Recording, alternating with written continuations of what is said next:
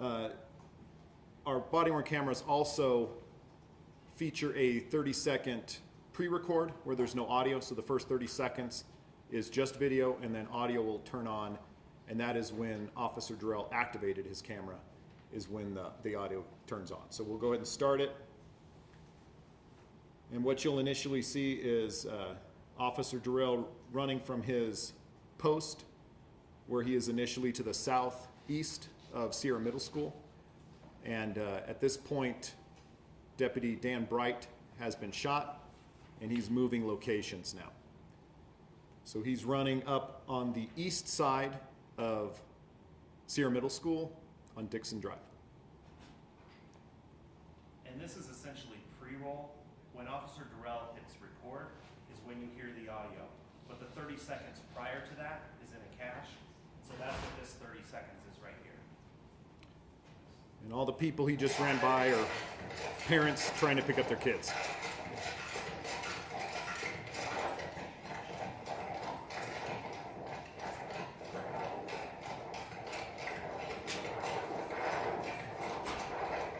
You'll hear some officers yelling for medical right now, and that's to get medical support to Dan Bright.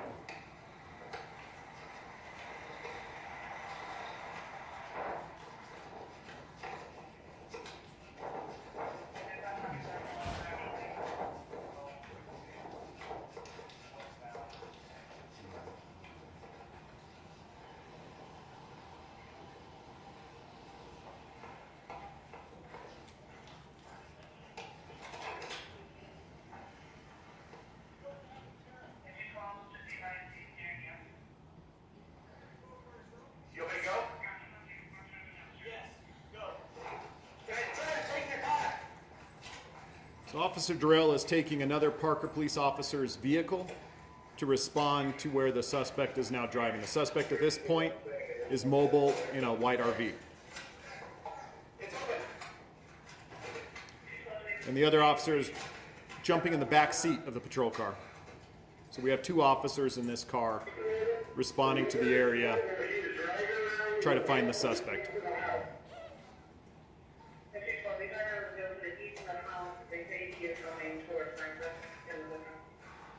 So now the suspect's driving in the field just north of the Senior Living Center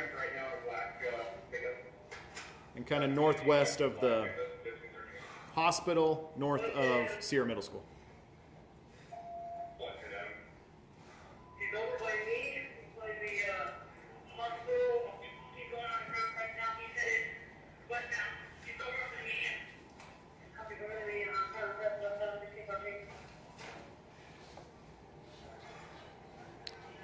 Right after you hear Officer Durrell asking what kind of car it is, you'll hear other officers on the radio saying shots fired. Those are shots from the suspect.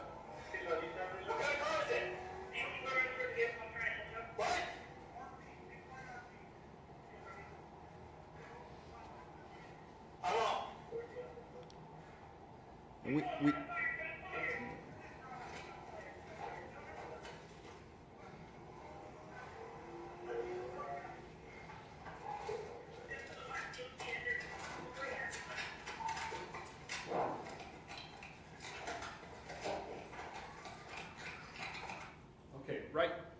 Right here, right after Officer Durrell lets the other officer out of the car, out of the back seat, he's running up. This is a civilian that has stopped at the location. The hospital is just off to the left here in this view. You're going to hear Officer Durrell tell the civilian to move, move. That's to get the civilian out of the way. Right after that, you can hear two shots audibly on the body-worn camera. Those are shots fired from the suspect. And at some point, either while the suspect was driving and firing shots, or these two shots that you hear right now, some of those shots do strike the hospital. So we'll go ahead and get started again.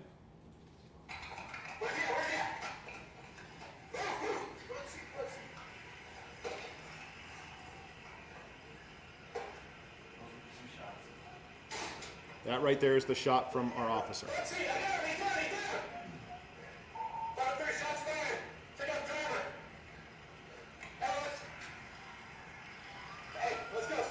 So this is the officer and the one in the back seat.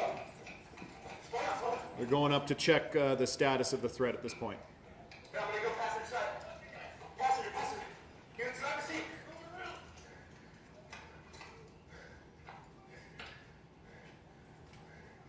Don't move! You got him?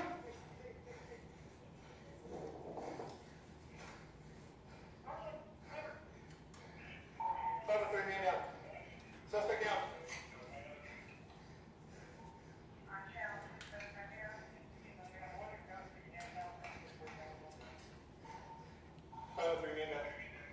He's in custody. 503, we need medical from the east side of the hospital on Crown Crest. So the handcuffs are put on for the safety of the responding medical providers in case there's any possible threat. Okay.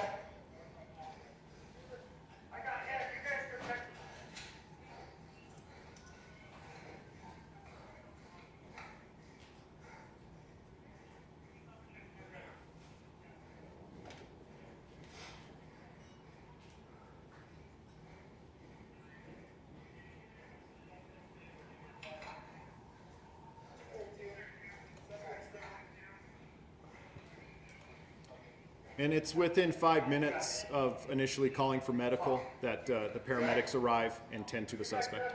Good.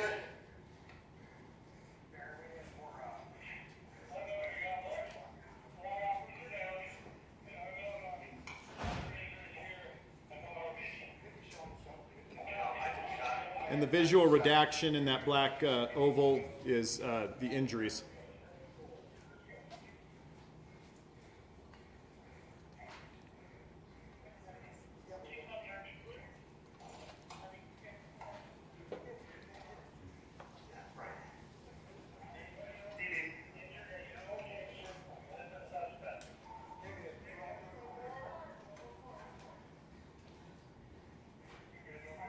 Good.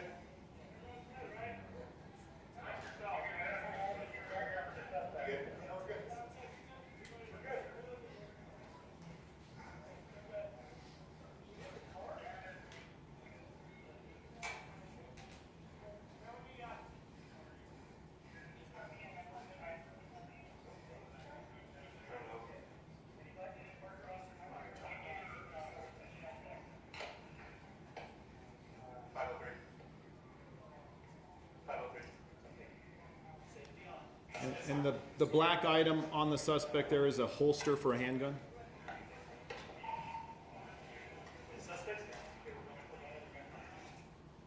And at that point, Ronnie is taken from the scene and isolated for next steps in the investigation. So what we have up now is a map of the area to show kind of where you are in the body-worn camera video to explain that. So the red arrow, it starts down to the east of Sierra Middle School, and that's Officer Ronnie Durrell moving from his location after Dan Bright is shot, running on foot up to another location. It's there where his sergeant directs him to respond and try to locate the suspect, because now the suspect is moving in a white RV. So the blue line is when Officer Ronnie Durrell gets in another police car. It's another Parker police car. Another officer gets in the back seat with him. And then you can see the direction, drives south on Dixon, goes through the parking access of Sierra Middle School to the south of it, and then takes a right north on Crown Crest, circles around past the Senior Center, which is right at the curve on the north side of Crown Crest. And then about where the arrow ends is where Ronnie stops his patrol car. The hospital is just to the southeast of that location. The green dots are approximate where the suspect drove the RV, went through the field, did a circle or so. This is not to scale on that. After damaging the RV, going over the median, crashes at that green circle, and that's where the threat is over. So that gives you an idea of where you are with the body-worn camera. So we're going to play the body-worn camera one more time without any interjections or pausing. And then after that, we will get started with the press conference statements from the DA and the chief.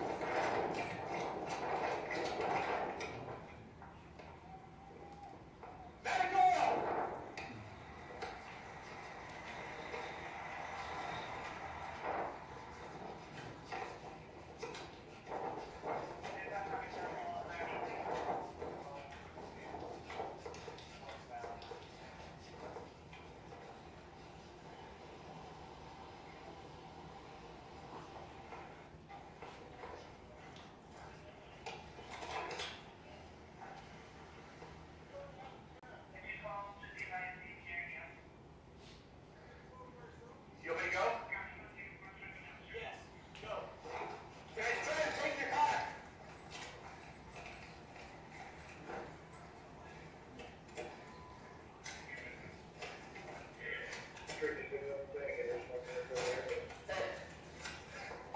It's open.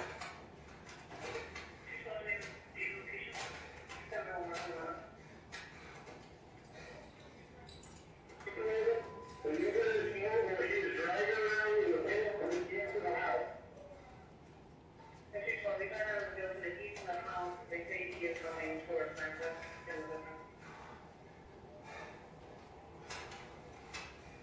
He's being evac right now in a black pickup.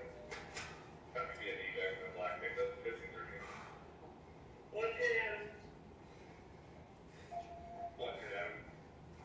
He's over by me, by the hospital. He's going on the ground right now. He's headed west now. He's over by me. Copy, go to the front left, 1513. Crazy, we're going to take a left, cross, press, center, radius, on the way, clear.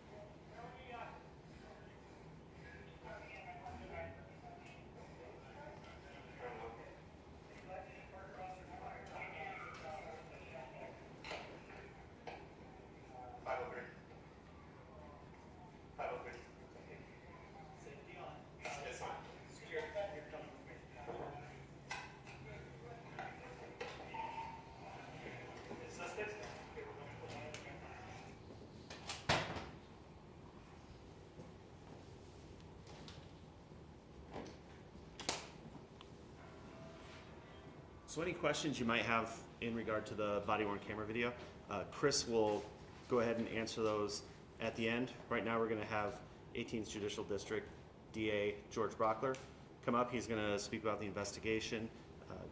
Parker Police Chief David King will also come up. He's going to speak after that.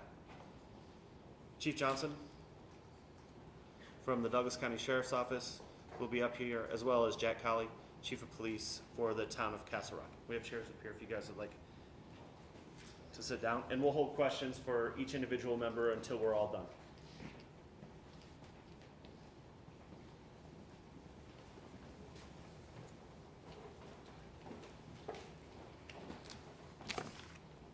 Good morning. My name is George Brauchler.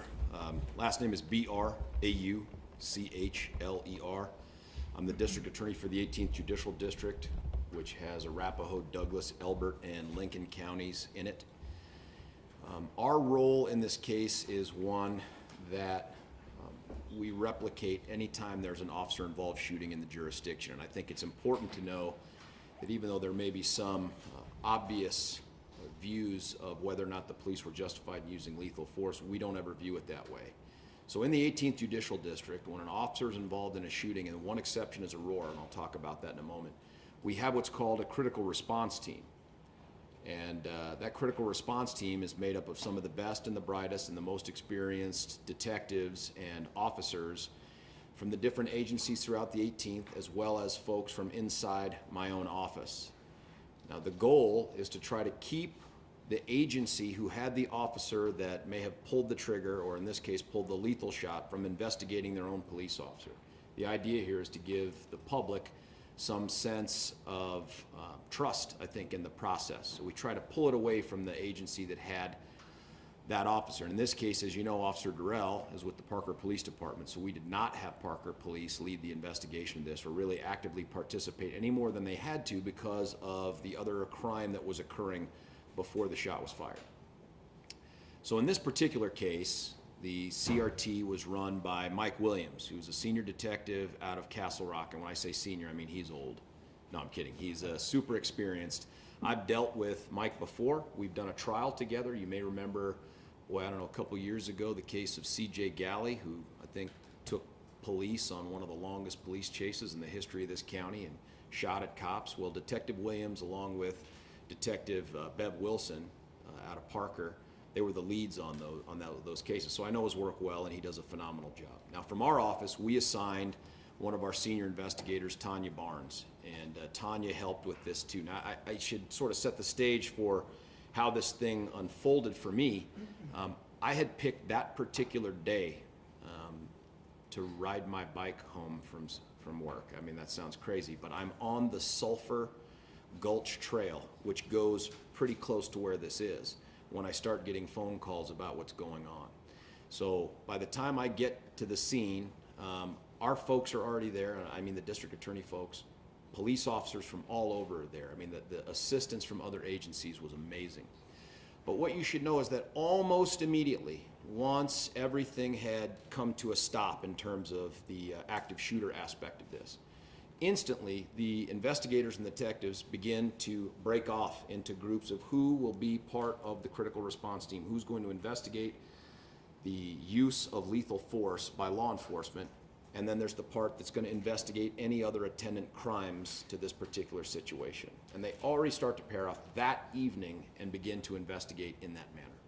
So the report that we have, and do you guys have copies of that? Did we give those things out? Yes. That is a pretty typical letter that we generate. Now, we post all those online. Now, there was a change in the law that required that last year. We've been doing it as long as I can remember. We've been posting those online, and this one will be no different. You can see that we took the steps in this one of providing initials for the lay witnesses. That's something that we do in some cases too, because this is going to be available online, and I think you could at some point figure out their identities. I just want to give them as much protection as possible from whatever may result from their unintended participation in this. The end result of this entire analysis and this investigation, and we certainly didn't want to rush through this, was to find that each of the officers that pulled the trigger that day at that incident, not just Officer Durrell. We analyzed all the officers. The conclusion that we came to was that they were justified under the laws of the state of Colorado to attempt to use lethal force when they did, and in Officer Durrell's circumstance, that he was able to use lethal force when he did. That's the bulk of the role that we play in this particular case. There's a couple things about this that stand out in my mind, and they fall probably under the caption, what if? And, you know, you don't have to be a spiritual person to find providence in things, but here there was a couple things. And one of those is, what if this guy's wife had not alerted law enforcement to his behavior and what he was doing? And law enforcement wasn't able to try to keep him in this very small area as he loaded his RV full of all of these implements of death and these many rounds of ammunition. What if? What if law enforcement hadn't been as close by as they were? The impact team had been operating nearby, and Dan Bright was one of them. And they were able to get here as quickly as they were and keep this guy from getting nearer to the school or to some other place where there were a lot of people.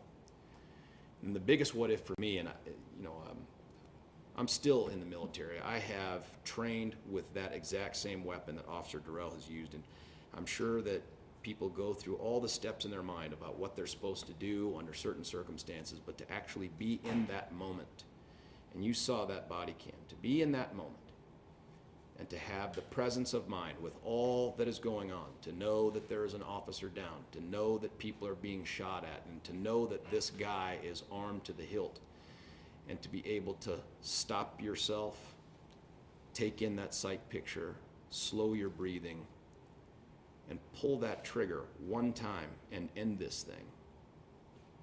That is an amazing shot.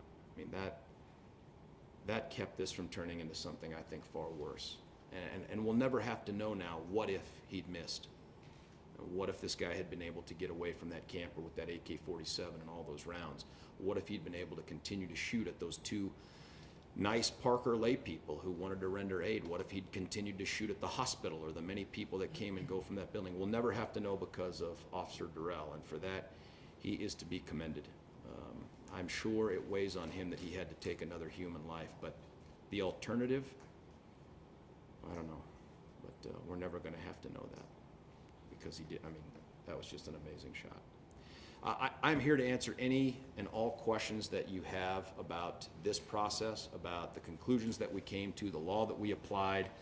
But I think for me, once we've gotten past this point, the real story here are the people involved. The real story is to get the update on Dan Bright, which I think we'll get from Chief Johnson. The real update is to talk about the great work of the Parker Police Department, those impact officers, Castle Rock, and not just trying to bring this horror to an end, but in investigating it. And how do you keep a police department moving forward when something like this happens in the peaceful, sleepy town of Parker, which is where I live, by the way. My house is here. If you have any other questions, ask them. Are we doing that at the end? Who's in charge? We'll Chris? Do it at the end? Do it at the end? Am I turning it over to you, Chief? Yes. Now I want to introduce to you the chief of this great police department, Dave King. Thanks, Jim. Yeah. Appreciate that. Yeah. Good morning. My name is David King, K-I-N-G. I'm the Chief of Police for Parker Police Department. I think George covered a lot of aspects of this shooting as he outlined today. You know, September 2nd was a very scary time for the citizens of Parker, not just in the incorporated parts, but unincorporated areas of the county. The suspect, obviously, as you can see, had no regard at all for human life. He had already shot a sheriff's deputy and was proceeding to continue to fire as he was moving in that RV towards the hospital, firing rounds at whoever was around, officers, citizens. And, you know, Officer Durrell, not just him, but other officers from the Parker Police Department and other agencies who engaged not Detective Bright, but when Detective Bright was shot, that the other officers who engaged with the suspect put their lives on the line that day. Officer Durrell, as DA Brauchler mentioned, definitely did something that I'm sure he didn't want to have to do, but he stopped that threat that day. So I'm very proud of the actions that he and the other officers performed that day, and we hope in our community. It doesn't happen ever again. However, our officers are prepared and working with the Sheriff's Office, with Castle Rock Police Department, with the Arapahoe County Sheriff's Office, I think Littleton Police Department, and no other agencies, when they heard of this situation happening, they were self-dispatching themselves to our jurisdiction. So I'd like to thank them and the community for supporting us, and our prayers are still with Detective Van Bright. So with that being said, I will turn it over to Deputy Chief Steve Johnson. Thank you very much, Chief. Chief, you hold on a second. Sure. Grab a microphone.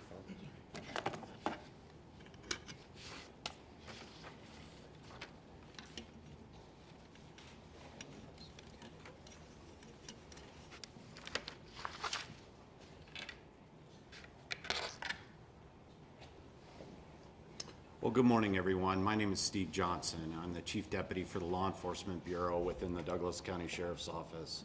Standing in this morning for Sheriff Spurlock, who could not be here today because of a prearranged other appointment. So I'd like to just dovetail in on what Chief King and DA Brauchler have already mentioned. I think as a community, as a whole, as a state, we should be incredibly proud of the officers and the deputies that responded that day and exactly how they responded. They responded how they were trained. They responded with the diligence, the professionalism, and the valor that needed to be displayed that day during this horrific event. And me personally, I'm incredibly proud of everyone and how they conducted themselves and how they took care of business, and then the subsequent investigation that took place.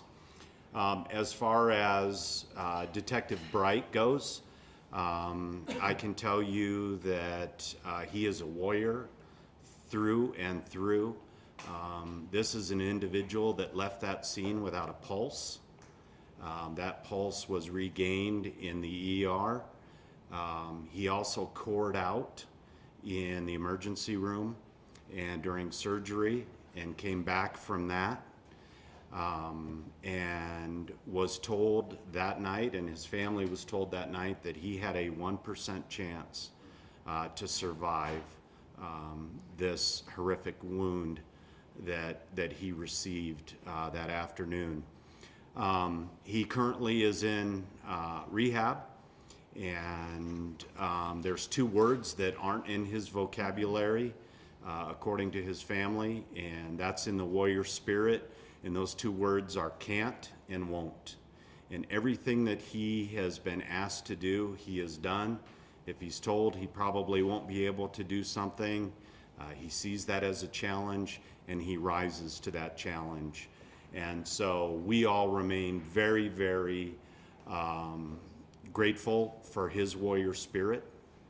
And likewise, we're all very, very grateful from that day, the community outpouring of support and the power of prayer. We think that it has continued to carry him. So we ask that that not stop, but that just continue. I think it's also very, very important to mention his wife, Christine, who is a sergeant in our detective division in our persons crime unit, and her spirit is just incredible as she has begun to learn her new norm and all of the struggles that have come with September 2nd for them and their children. And again, the outpouring of the support of the community, the outpouring of support from you, the media, has really made a difference for them as a family and for Dan as a warrior. And so we're incredibly grateful for that. So thank you on behalf of the Sheriff's Department and law enforcement for everything that's been done for us. I again too want to, if I haven't said it already, echo what I believe has already been said, and that is the community has an expectation of us in law enforcement. And on September 2nd, against what we were up against, we met the community's expectation, and I believe we exceeded the community's expectation. We took a situation that I believe is already horrific enough, and we took that situation and got it before it got incredibly worse. As the DA and the chief have already alluded to, we had a junior high school full of children to do what they're supposed to do, learn. We had a hospital where people are trying to heal and recover, the same hospital that Dan Bright spent a large amount of time healing and recovering. And the situation could have been far worse if it weren't for the valiant efforts that were displayed that day. So let there be no dispute about that from there. So again, thank you for everything. I know Dan's incredibly grateful, and everyone keeps pushing him forward along with his warrior spirit. And so we have high hopes for him. So thank you very much.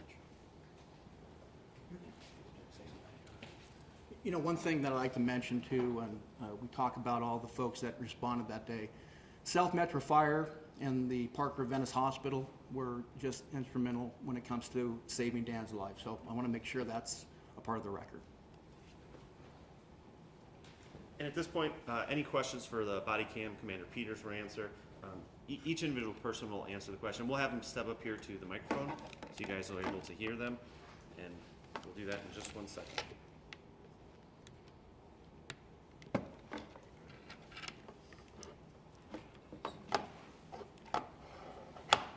Someone estimate the distance between the shot that was taken?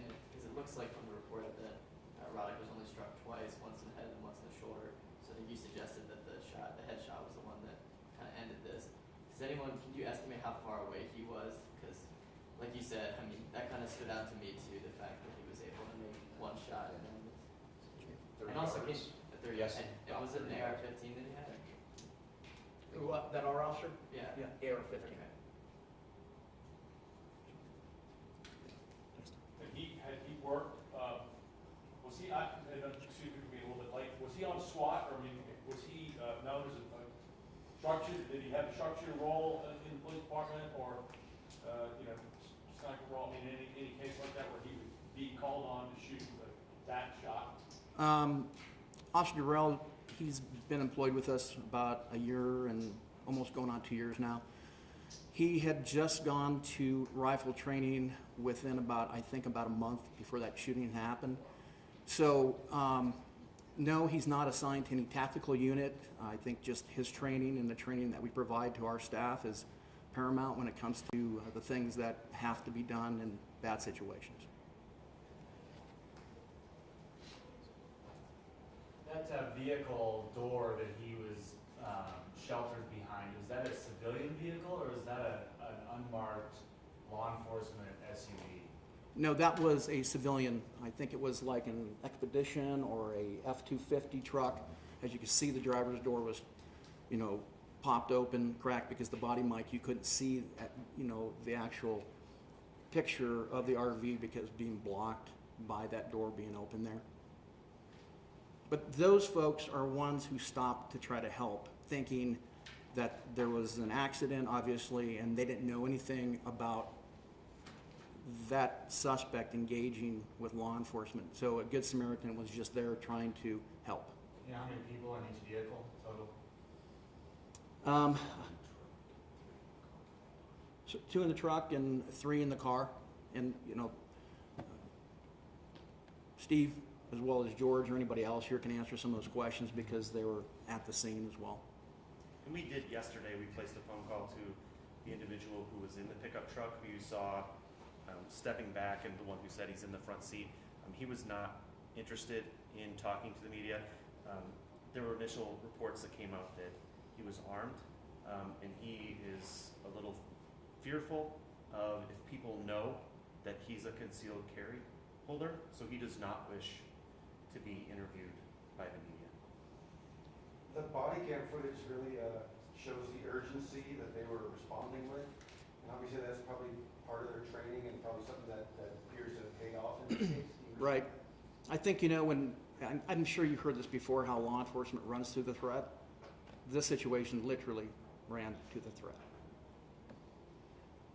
You don't hear audio of, put your hands up, get down. This situation was well past that at that point when he got up there to fire the shot. Could you just kind of talk about that? Because that audio wasn't on there because this was well past that point of the Right. situation. I think in some situations where somebody comes engaged in a scenario where somebody actually has a gun down to their side and an officer engages that person and says, drop the weapon, put your hands up. This situation, as you mentioned, is far past something of that magnitude. He had already fired numerous rounds and struck a sheriff's deputy. That information was aired. At that point in time, we would look at that as an active shooter. And as I mentioned, and the sheriff's department and George Brauchler mentioned, this guy continued to fire. So at that point in time, we have to stop that threat immediately, and that's what we did. I might have been hearing things, but on that video, it sounded like I heard someone say, "Did he shoot himself?" Was that ever looked at? Did I hear that? Sure. And how did that? Yeah, you did, and I think in part it's a testament to how incredible, how miraculous that shot was, because it was a clean shot. Right there, and the autopsy revealed that the round that killed him was the round that was fired by Officer Durrell. Yeah, in a part, when you see the RV and him laying out there, one thing that wasn't mentioned, pointed out, obviously there was talk about he had a 9mm or a handgun semi-automatic that either was on his person or about his person, but next to the driver's door was the AK-47 with a 70-round barrel magazine. And there was numerous other rounds that were recovered at that scene and other weapons that were recovered as well. Actually, I had a question. Can one of you elaborate on how many guns you found in the RV and in the home, and how many rounds of ammo was present? Is Mike here? Is William here? Tanya, do you know that? Question was how many weapons were found, and remember this part too, Anastasia. You saw how destroyed that side of that camper was. In part, it's because when he drives past, it was like a boulder or a rock. It ripped open the side of that, and guns and rounds started pouring out the side as he's driving around. So not everything that was recovered in there. But do you remember how many different firearms and rounds and all that? They also took him out of his home, so there were quite a few weapons that were seized. Some were taken out of the home, but as D.A. Brauchler said, a lot of the side of the motorhome ripped off, so there was quite a large debris field. Could we figure out the numbers on that? If they want to know, could we know that? Do we have that somewhere? It should be in the report. If it's not in the letter that I gave you, I think we can get that. And if need be, Chief, okay to call Mike and get that. We can get that information for you. Do you know how he got a fully automatic AK-47?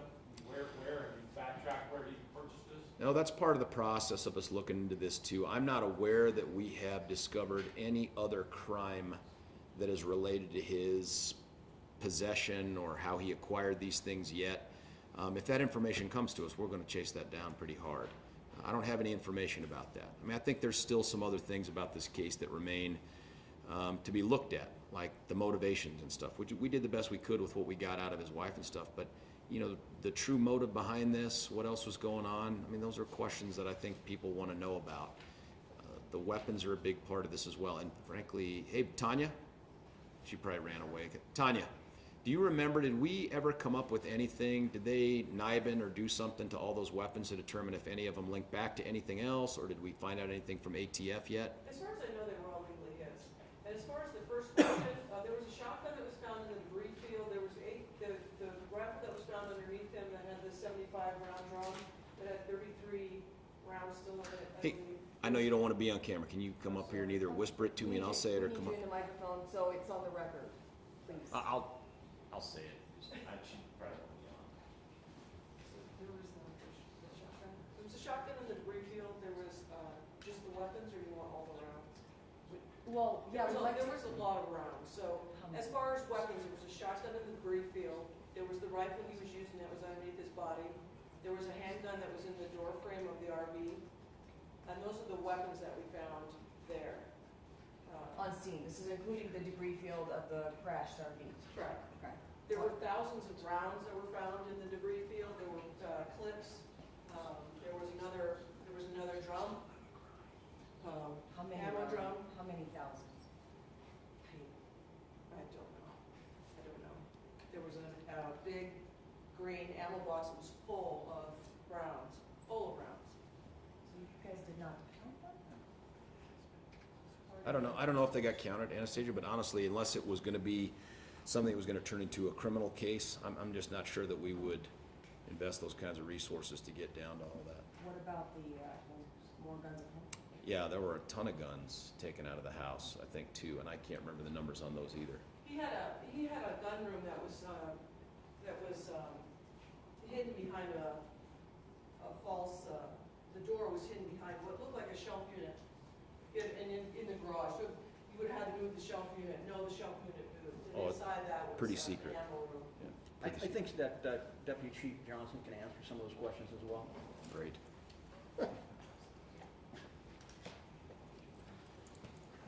So today we're here to talk about, this aspect of the investigation and the use and the application of deadly force and what was taking place. So that chapter closes with the district attorney's review. This home was in the county of Douglas. Our investigation and a lot of the things that you've brought up, we will continue to work and gain the information from the critical response team and do our follow-up and our due diligence on all of these weapons, working with our federal partners to run all of these things down and have the answers for those questions. Certainly not today are we prepared to say, with regards to the litany of weapons that were recovered on the scene and that were taken from the home, but at some point we will close because, ultimately, this case closes in the fact that there's the offender's death in this, and that's at the hand of, justifiably so, at the hand of law enforcement. But all of the follow-up belongs to us working with the Parker Police Department, the District Attorney's Office, to make sure all those ancillary potential issues and subsequent crimes that may come up, we have the responsibility to move all of that forward. So, long-winded way of saying it's going to take us some time. We want to make sure that we dot all of our I's and cross our T's on what started as an attempted murder of a police officer and attempted murder of plenty of other police officers on that day. Still within the crime realm, those are crimes, and we have to exceptionally clear those. And so a lot of what you're asking today, we'll need to run down, tie up loose ends, and then effectively close that case exceptionally cleared with the death of the offender in the case. So give us some time. We'll probably do some follow-up, but we certainly don't want to do it in haste. And we want to make sure that we've taken care of everything that we have to in that aspect. And as you've already heard, there are a lot of weapons, there are a lot of ammunition, so there's a lot for us to run down from not only the scene but from the home. And that home was done through a search warrant that we worked with the district attorneys on. Last question? Hang on one sec. And that's true. All that's true. That's right. If there is something that a DCSO discovers was a violation of law, potential violation of law, in terms of the weapons that were possessed, how they came into his possession, all those other things, those are things they'll work with us on, and we'll make decisions at that time whether there's a crime and whether it's something that's still prosecutable under the circumstances. So I get it. That part of the case is still ongoing. Anything else from me? Questions? Thank you. Thanks, Will.